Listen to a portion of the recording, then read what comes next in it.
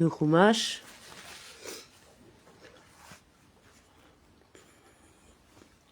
Alors, vendredi 14 Adar, Kitissa, suite, chapitre 34.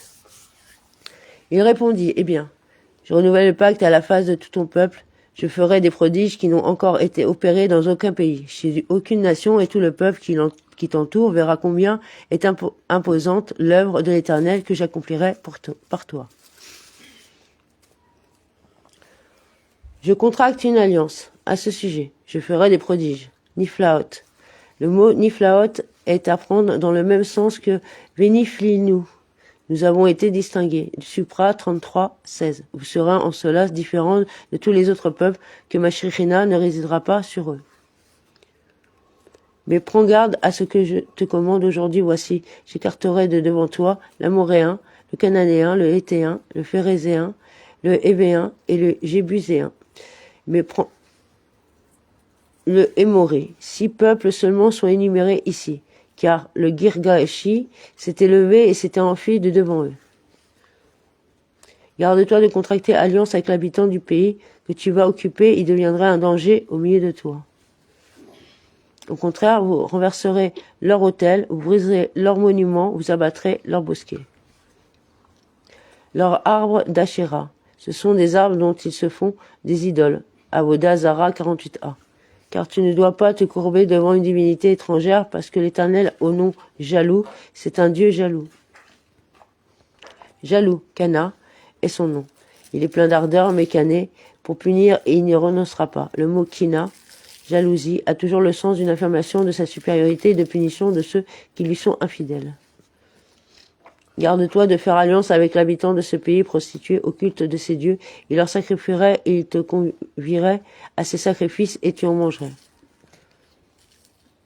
Tu mangeras de son sacrifice en croyant que ce n'est pas punissable, mais moi je te le compterai comme si tu adhérais à leur culte, car tu en viendras à prendre parmi ces filles pour tes fils. Avoda Zara 8a. Puis tu choisirais parmi ces filles des épouses à tes fils, et des filles s'abandonnant au culte de leur Dieu entraîneraient tes fils dans leur culte. Tu ne fabriqueras point des dieux de métal. Observe la fête des Azim, 7 jours tu mangeras des Azim comme je te l'ai prescrit à l'époque du mois de la germination, car c'est dans ce mois que tu es sorti d'Égypte. Du mois du Aviv, le mois de maturation, quand la récolte commence à mûrir. Toutes prémices des entrailles sont à moi, tout ce qui, dans ton bétail, naîtrait mâle, premier-né de la vache ou de la brebis. Toute ouverture de la matrice est à moi, chez l'homme. Et tout bétail qui sera mâle, et tout bétail qui naîtra mâle parmi les premiers-nés du bœuf ou du mouton, ce sera un mâle qui ouvrira la matrice. Ouverture, péter. Le mot péter a le sens d'une ouverture comme dans ouvrir, poter, les eaux et le commencement de la querelle. Michelet 17-14. La lettre tav du mot tizarkar est la marque du féminin, comme s'appliquant à la mère qui met au monde un mâle. Le premier-né de l'âne, tu ne leur achèteras pas un agneau, sinon tu lui briseras la nuque. Tout premier-né de tes fils, tu le rachèteras, et ils ne paraîtront point devant moi sans offrande. Et l'ouverture d'un âne, et non celle des autres animaux impurs. Bécorot 6a. Tu le rachèteras par un mouton. On donne le mouton au Kohen, dans la main duquel il devient profane. Quand le premier-né de l'âne, son maître peut le faire travailler. Bécorot 9b.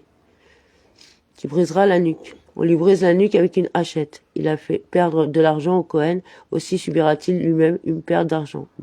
Bécorot 10b.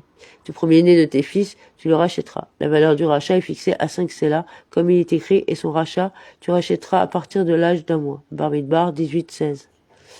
Et on ne paraîtra pas devant moi à vide. Au sens littéral, ces mots constituent une donnée indépendante de la première partie du verset et ne se rapportent pas à la législation sur le premier-né, car il n'y a pas pour le premier-né matière à paraître devant la face. Il s'agit d'une stipulation distincte. Lorsque vous monterez en pèlerinage pour paraître, vous ne paraîtrez pas devant moi à vide. Et vous devrez apporter l'holocauste qui accompagne la présentation devant Hachem, Chagiga 7a, selon une interprétation de la Bara Yeta. Ce texte complète celui identique du Shemot 23-15 et permet un raisonnement faisant appel à 2 textes qui contiennent le même mot Gezerah, Shava, Avid. pour enseigner que les cadeaux offerts aux serviteurs libérés, Devarim 15-13, doivent être de la valeur de 5 sélas de chaque espèce suivante.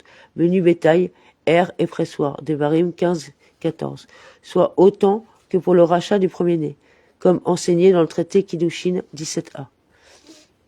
6 jours tu travailleras, et le 7e jour tu chômeras, labourage et moisson seront interrompus. Du labourage et de la moisson tu te reposeras. Pourquoi cette mention de labourage et de la moisson? Ces termes visent, selon certains de nos maîtres, le labourage effectué dans l'année qui précède l'année sabbatique et dont les fruits seront produits pendant cette année-là, et la moisson de ce qui a poussé pendant l'année sabbatique et qui sera recueilli l'année suivante. Cela vient t'apprendre qu'il faut ajouter une part de temps profane et sacré. Ça y est, c'est reparti. Excusez-nous pour la connexion. Donc j'en étais où? Recueilli l'année suivante. Ah oui. Et en voici le sens. 6 jours tu travailleras et le 7e jour tu te reposeras. Et même pendant les 6 jours pendant lesquels je te permets de travailler, il y a une année où sont interdits le labourage et la moisson. Et l'on n'a pas besoin de ce verset pour interdire le labourage et la moisson pendant l'année sabbatique elle-même, étant donné qu'il est écrit ailleurs. Tu n'ensemenceras pas ton champ, Vaïkra 25-4. Selon une autre opinion, c'est du Shabbat qui est question ici, et le texte parle du labourage et de la moisson. Pour t'enseigner que, de même que le labourage est une faculté, de même la moisson est-elle une faculté. Et ce, à l'exception de celle du Homer, qui est une misva et qui donc repousse le Shabbat Rosh Hashanah 9a. Tu auras aussi une fête des semaines, pour les prémices de la récolte du froment, puis la fête de l'automne au renouvellement de l'année. Pour les prémices de la récolte du froment, où tu offres les 2 pains de froment, Vaïkra 23-17. Pour les prémices, c'est la première oblation provenant de la nouvelle récolte de froment, car celle du Homer apportée à Pessah est constituée par de l'orge. Et la fête de la récolte, Chachasif. À l'époque où tu fais entrer ta récolte depuis le champ dans la maison, le mot asif veut dire faire entrer dans la maison, comme dans tu le recueilleras, wasafto, vers le milieu de ta maison, Devarim 22-2. Au détour de l'année qui a lieu au retour de l'année, au début de l'année suivante. Au détour Tekufat, le mot Tekufa a le sens de tourner et de faire cercle. 3 fois l'année, tous les mâles paraîtront en présence du souverain de l'Éternel Dieu d'Israël.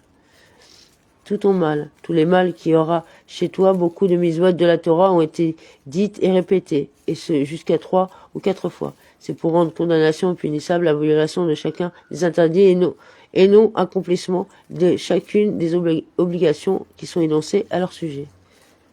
Car je déposséderai tes peuples à cause de toi et je reculerai ta frontière et cependant nul ne convoitera ton territoire quand tu t'achemineras pour comparaître devant l'Éternel ton Dieu 3 fois l'année. Je déposséderai, comme le rend le Targonogélos, j'expulserai, comme dans commence dépossède, pour prendre possession de son pays. Devarim 2-31, ou dans il déposséda, le Hémori, Bamidbar 21-32, dans le sens d'une expulsion. J'élargirai tes limites, de sorte que tu seras loin du sanctuaire et que tu ne pourras paraître constamment devant moi. Voilà pourquoi je te fixe ces 3 fêtes de pèlerinage. Tu ne feras point couler en présence du pain levé le sang de ma victime, ni ne différeras jusqu'au matin le sacrifice de cette victime pascale.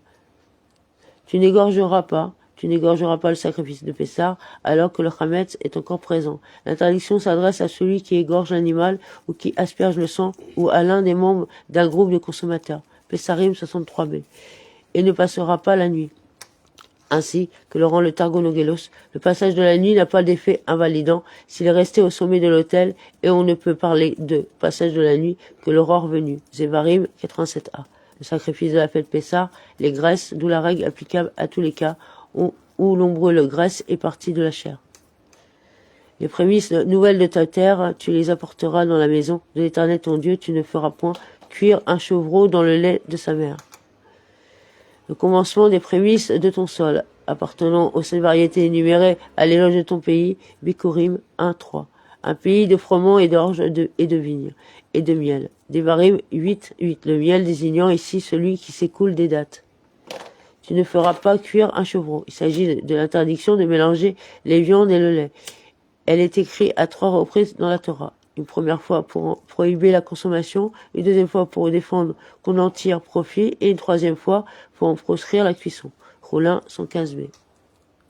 Un chevreau est visé ici toute espèce de jeune animal tendre, y compris un veau ou un agneau. Rollin 113b. Comme il était nécessaire dans beaucoup de textes de préciser chevreau de chèvre, on en déduit que le mort, chevreau, employé sans autre précision, désigne tous les jeunes animaux.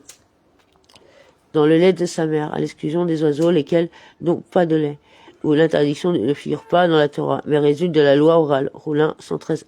Amen. Donc on dira demain, Shabbat. C'est ça. Alors Shabbat Shalom, avec sa mère.